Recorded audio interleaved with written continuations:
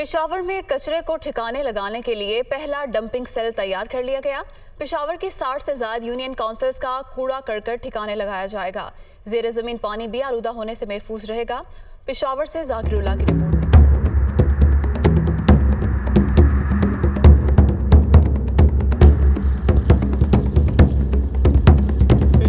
अरसद रात से कूड़ा करकट और गंदगी साफ न हो सकी। शहर की 92 यूनियन कौंसिलों में से 65 यूसी से रोजाना की बुनियाद पर 1000 टन कूड़ा करकट इकट्ठा किया जाता है। शहर की गली हो या सड़क, हर जगह गंदगी के ढेर ही नजर आ रहे हैं, जो न सिर्फ बीमारियों का सबब बन रहा है बल्कि तहफ़्फ़ुन भी फैल रहा है। गंदगी के मसले तो अभी भी हैं, ये तो हमारे मरते दम तक रहेंगे, लेकिन जो हुक्मरान है, जो इंतज़ामी है, जो अफसरान बाला हैं, जो अफसरान हैं वो काम करें तो ये मसला बड़ा जल्दी सॉर्ट आउट हो सकता है। पेशावर की जो गली कूचे हैं उनकी सफाई उस तरीके से नहीं हो रही जिस तरीके से WSSP जो है खर्चा कर रही है। शहर के कूड़ा करकट को ठिकाने लगाने के लिए आबादी से दूर शमशतू में 850 कनाल अराजी पर कायम डंपिंग साइट में अब जदीद साइंसी तरीके से कूड़ा करकट को तलफ करने के लिए सैनिटरी लैंडफिल साइट का पहला सेल तैयार किया गया है। सेल में 1,20,000 टन कूड़ा करकट डंप करने की गुंजाइश है। 5 इस तरह के और सेल्स हैं जो कि बनेंगे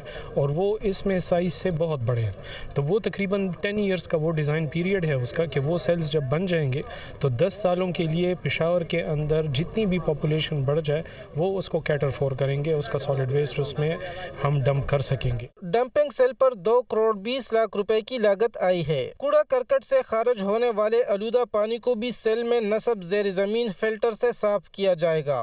पेशावर में अरसद रात से गंदगी को ठिकाने लगाने के मसाइल ख़त्म होने से जहां शहरियों को साफ आबो हवा मुयस्सर होगी तो वही गंदगी के मसाइल भी ख़त्म होंगे। कैमरामैन नासर नईम के साथ जाकिरुल्लाह, दुनिया न्यूज़, पेशावर।